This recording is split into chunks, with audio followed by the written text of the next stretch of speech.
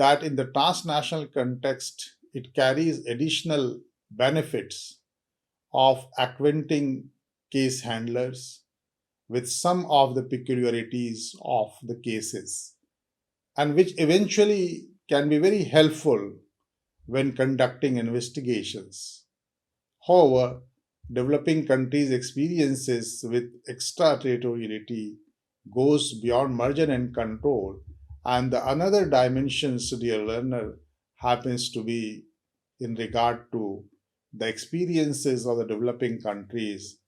in relation to the restrictive agreements.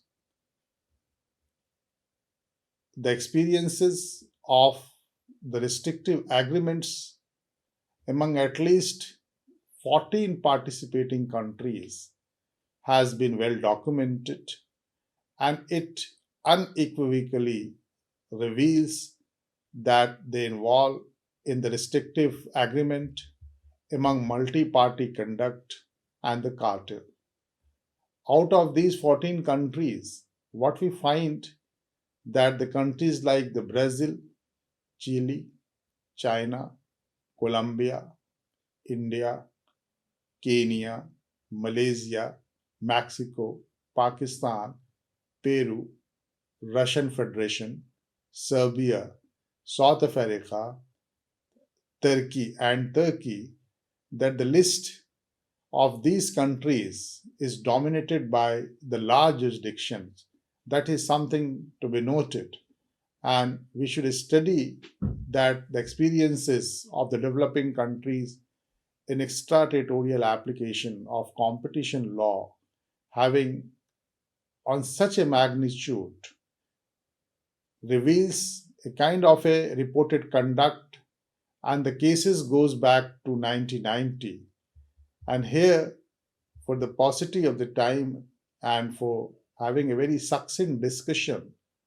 and to bring home the conclusion, we will just refer to two cases, and that case pertains to the case is the one that is the American soda ash export cartel, shortly known as ANSEC, but it has two cases, the one in the South Africa and one in the India. So it happens to be the one case of the American soda ash export cartel, ANSEC, wherein the United States imposed criminal sanction on the anti-competitive conduct harming the United States market. So and so we have to study that case in detail and to look at the view that how the anti-competitive arrangement affected only the foreign markets and perfectly in a legal sense, and the competition system of India and as well as the competition system of South Africa, how this ANSEC case has a kind of a ripple effect, and how the entire conduct of ANSEC, a publicly registered export cartel company, have been successful in some kind of a cartelization and has been subjected ruthlessly to the investigation in the Indian jurisdiction and as well as the South African jurisdiction. In 1990, it was found that the European Union competition law and its amended provisions was being challenged even in the European Union's context. However, when it was challenged in India and South Africa, ANSEC adopted a very different stance. And that stance needs a very careful perusal and the study from the case law point of view. Dear learner, in 1996, the ANSEC was subject of a complaint from the Indian firm, primarily having an allegation of predatory pricing. So, with this complaint, an inquiry was followed, and Indian Competition Agency, the Competition Commission of India, issued an injunction against ANSEC, against the American company, and then it challenged the American firm ANSEC's conduct. Then, precisely in Manufacturer Association of India, the petitioner who happens to challenge the American Natural Soda Ash Corporation in 1998, and the dispute was of such a nature that it reached to India's Supreme Court, and then Indian competition law was not in place at that time. So the issue of extraterritoriality was not applied in that sense, as we have the case of neem and turmeric cases in the intellectual property regime, because when this case was brought before the WTO, we were not having a kind of a geographical indication law at that time in India, nor we had a plant variety act, nor we had a biodiversity act, and that's why that we lost many cases. Like Basmati case is one of the living example to that effect. So is the case of the Manufacturer Association of India versus American Natural Soda Ash Corporation 1998, that in that year, since we are not having, but we were having the Monopolies and Restrictive Trade Practices Act of 1969, which has a very myopic perception of the competition law, and that's why this case was lost. However, in 2002, the Indian Supreme Court in Haridas Export versus All India Float Glass Manufacturer Association found that the extraterritorial principle can be applied in the domain of the competition law. And the relevant provision of the Indian competition law was not explicit even in 2002 when this case was decided. And then the court was shied away from laying down any kind of a jurisprudence or a precedent because of absence of any kind of a provisions directly hitting hard to the extraterritorial application of the competition law. When this case was under hearing under in the Indian Supreme Court, then there has been a lot of pressure which was exercised politically and economically in the Indian jurisdiction by the United States trade representative, and they intervened in the matter at different levels, and ultimately they threatened to withdraw trade preferences in case India refused to provide equitable and reasonable market access to United States goods. After the case of was concluded in ANSEC's favor, the United States trade representative considered its outcome to be the result of his action. But the Indian legislature and Indian Economic Forum and Indian courts were engaged very seriously on the issue of the anti competitive activities and the effect doctrine, and looking at the deleterious impact on its domestic market, and therefore the opportunity which the Indian Supreme Court missed in Manufacturer Association of India versus American Natural Soda Ash Corporation in 1998 and Haridas Exports versus All India Glass Manufacturer Association in 2002. Finally, under the pressures and discontentment of United States on the issue and the recurrent phenomena of predatory pricing and anti-competitive behavior and the conduct and deleterious impact on the domestic market, India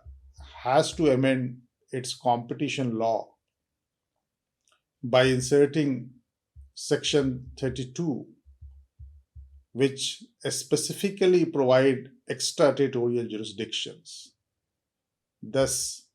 these cases ended with an amendment to the Competition Act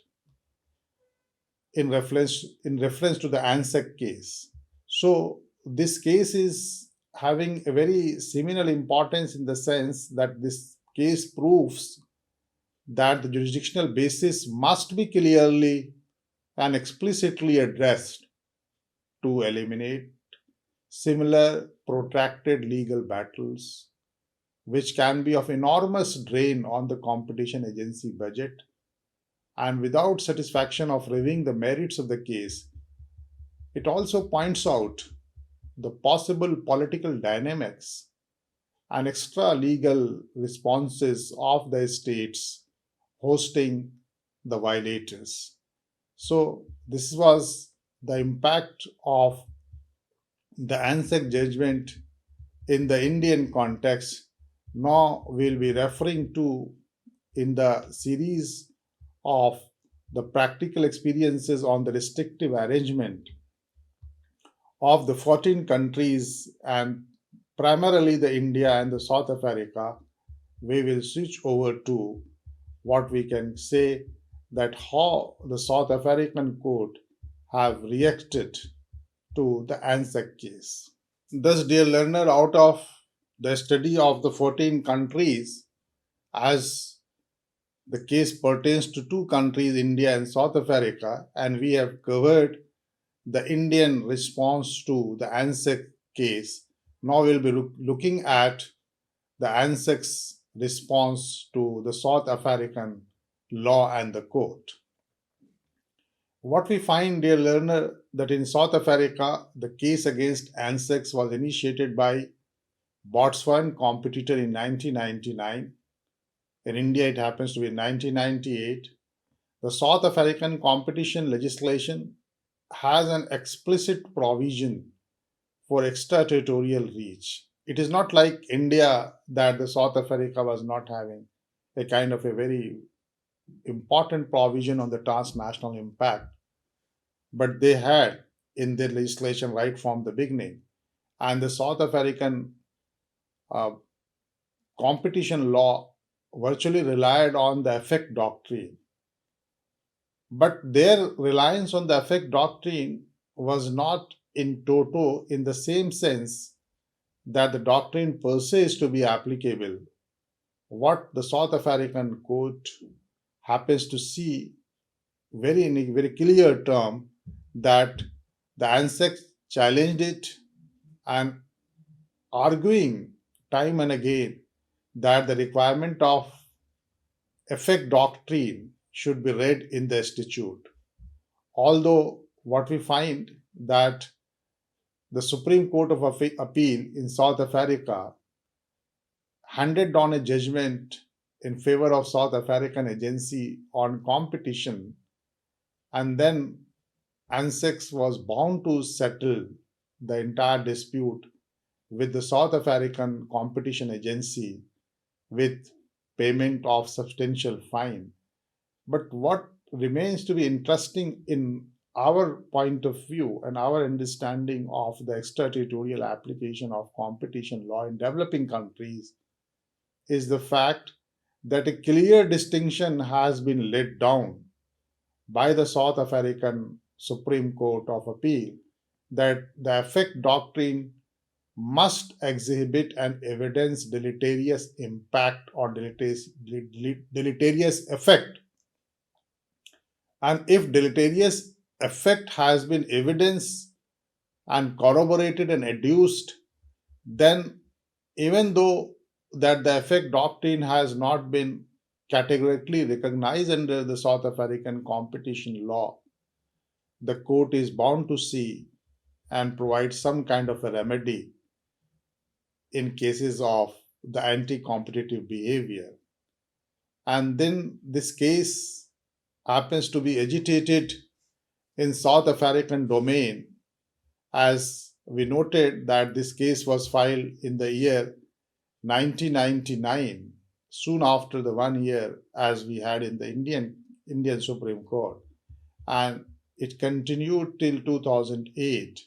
So the 9 years of intense argument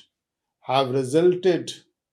in a kind of a articulation of the effect doctrine vis-a-vis the extraterritoriality, having its qualifying test and the rider of deleterious impact or deleterious effect. I'll just quote that the 9 years passage is a too big time for any kind of a competition dispute to resolve. And here it will be very appropriate to quote Justice Madlanga as he observed about the 9 years, the entire litigational strategy and the process on the issue of the ANSEC, saying that the ANSEC case in Africa, in South Africa, is a kind of a Methuselah of proceeding. Here, the Methuselah is a biblical character who lived 969 years. So, very satirically, the Justice Medlanga has observed that it has one of the most longest litigational battle which was fought in South African Supreme Court of Appeal, and Supreme Court of Appeal of South Africa has given effect to the effect doctrine, looking at the deleterious impact on the domestic market in case of ANSEC. So the South African ANSEC case proves that developing countries can protect their market against transnational anti-competitive conduct. The case also very well highlights the difficulties involved in challenging a well-resourced foreign violator like the ANSEC of United States in the developing countries. After considering the ANSEC case in Indian and as well as South African jurisdictions, we will now move to some other interesting experiences of South American countries, especially the Mexico, Chile, in applying the extraterritorial application of competition law, and we will look at through the lens of various case law and the judgment by the competition tribunal. And finally, we will reach to and we will identify and underline the major hurdles and hiccups in the enforcement of competition law. And we will try to provide a kind of a checklist that what are the difficulties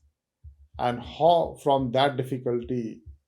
we can switch over to some of the radical reforms and recommendations to make extraterritorial application of competition law very effective in the developing countries. That discussion we will pursue in the next lecture. And here at this juncture, what we can conclude that what we have learned today is something very important, because living in India, living in a developing countries, and to look at how the Indian market has been thrown open to liberalization, privatization, and globalization, we have a very serious engagement on the very problematic of the competition law enforcement from the domestic, regional, international, and global perspective. And we should also look at the very intricacies of the applications and experiences of the enforcement of extraterritorial applications, more so that what are the trends and tendencies, what are our experiences on merger review, what are our experiences in relation to what we call is the restrictive agreement, and then we try to understand in reference to the ANSEC case, not only from the Indian jurisdiction, but as well as the South African jurisdiction, and noted that how the effect doctrine has been obliquely applied by the South African Court of Appeal, and how the India happens to learn from those experiences of application and enforcement of competition law in reference to ANSEX has amended Competition Act 2003, making extraterritorial application of competition law as one of the mandatory conditions of the Indian competition law. With this, dear learner, I wish you a happy learning, and we will be devoting on the same issue and the same theme, taking some of the uh, South American countries and precisely the hurdles and hiccups, Hague Convention, and what are the practical prognostic remedies to